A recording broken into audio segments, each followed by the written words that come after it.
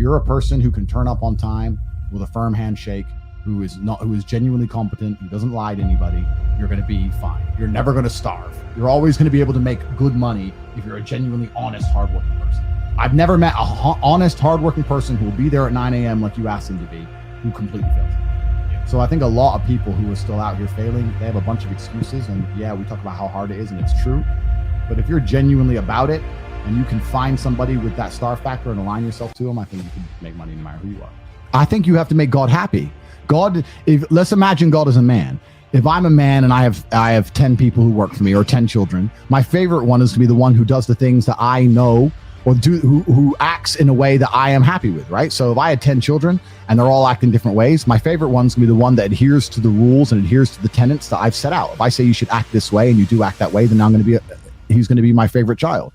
I'm God's favorite because I act true to God. And I act true to God because I know I'm genuinely a good person. I know I'm a good person. I know I live with a pure heart. The reason I'm God's favorite is because I'm out here doing exactly the things I said earlier in this stream. I wake up, I'm on time with a firm handshake. I stick to my word. I work hard. I give my best at everything I do. I'm honest. That's all it takes to be God's favorite. I just don't do bad shit to people who I love and care about. The most disgusting thing, the thing that God is most unhappy with, is treachery. Because treachery, the reason it is so frowned upon in the Bible and the Quran throughout all of history, traitors were hated the most and had the most heinous and disgusting punishments, is because treachery can't be stopped. I'm a big, dangerous man. If I see my enemy on the street, I'm going to know what's going to happen. I'm going to be ready for it. If Wallace decides to sideswipe me, I'm f***ed. Treachery will take out anybody. I sit here and look at every decision I make, and I genuinely sit and think, I am being analyzed and I'm being watched by another power. Is this going to benefit me in the long run? That's why I don't do bad shit. So I'm God's favorite because I act in a way that God looks to me and he's proud of me. God looks to me and goes, I made men to be X, and Andrew's doing what he's supposed to do. Andrew's trying to become the strongest, richest, most important, most competent version of himself. He's trying to educate and inspire other men to do the exact same thing. I like Andrew. Look at this other man I made. He's a fat piece of shit. He's playing video games and smoking weed. I don't like his ass. That's why he's unlucky. I'm lucky. God loves me. If I got a car crash, which is never gonna happen, it's never happened in my life, there's no way God let me die. He'd be like, nah, not Tate. Come on, bro, get up. That's just how it is. Because I've done too much good. You're God's favorite because you decide to be. You have to show him that you're out here doing the things you're supposed to do. Did God create man for you to sit on your ass and be lazy? Did God create man for you to be weak?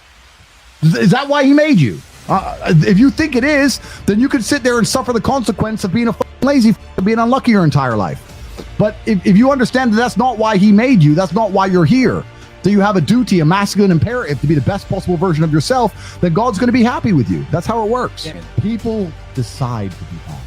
Nobody is destined to be anything they don't decide themselves to be. If you're truly uncomfortable with something, you can't exist there. When I was a pawn, I did my job to the best of my ability, but let's change it. When I was a brokey, I knew I was a brokey. Trust me, I knew very well I was a brokey. My life reflected it, as did my bank balance. But I was uncomfortable in it to a position where I couldn't sleep at night. I had sleepless nights just laying there thinking, how the fuck are people buying Ferraris? I can't pay rent. This doesn't make sense. I have to escape. I can't live this way. If you're genuinely uncomfortable, if I set you on fire, you're going to stand up. You're going to move. If I set you on fire and you're chilling, then you can't say that the fire's burning. The people who are broke, and they have been broke for years and years and years, and they're still sleeping in late playing video games, are comfortable enough being broke to stay broke. I couldn't be comfortable in that position. If you put me in a position, I'm so desperately uncomfortable. We can change it from money to something else. If I was morbidly obese, it wouldn't last long. I'm telling you now.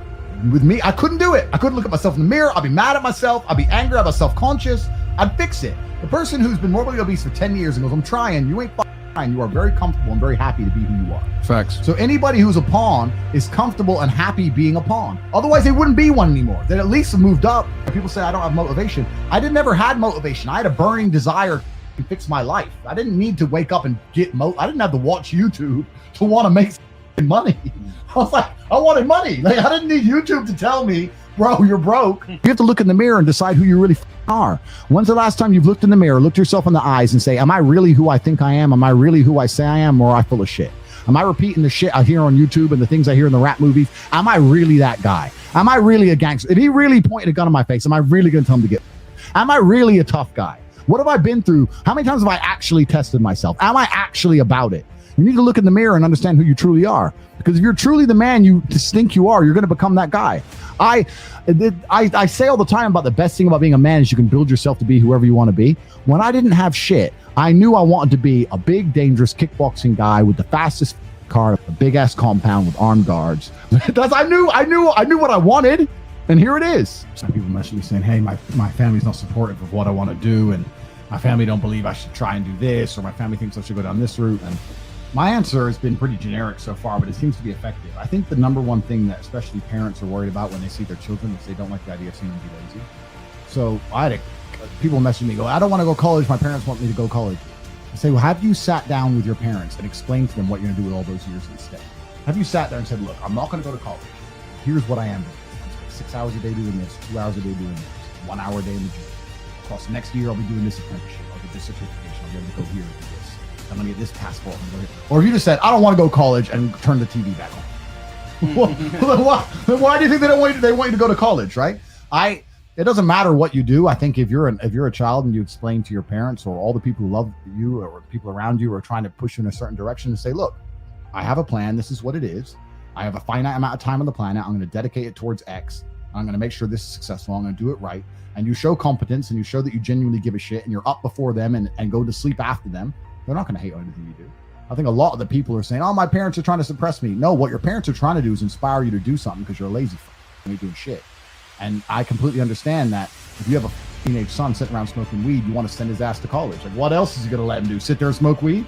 If you were genuinely up grinding, even if you weren't making money, if you were in the gym every day and you were a bodybuilder and you look like a tank, they'd still be a bit like, oh, he's doing something. I mean, like, at least he ain't just sitting around, right? The man, you have to sit there and say, I have to remove all the cheap dopamine, all the cheap replacements for what I'm actually looking for. I said this to Tristan the other day. The reason I don't play video games is not because I'm anti-video games. It's because they look fun as fuck. I see these video game videos and I'm like, that looks bad at what? Grenades. Call of Duty. Well, he's running in and out. It looks fun. And that's why I'm not going to play that. Because what's going to happen is I'm going to end up good at that shit. Because I'm me. And I end up spending so many hours becoming good at something and believing that it matters when it doesn't.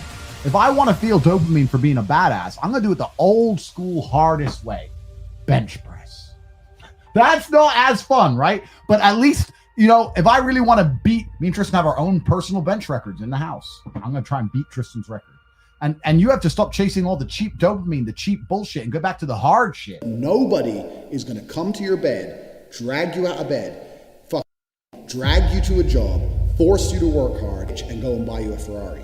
Nobody is going to do that for you. You are never going to have any of the things you want if you do not get them yourself. Nobody cares about you enough to do it for you.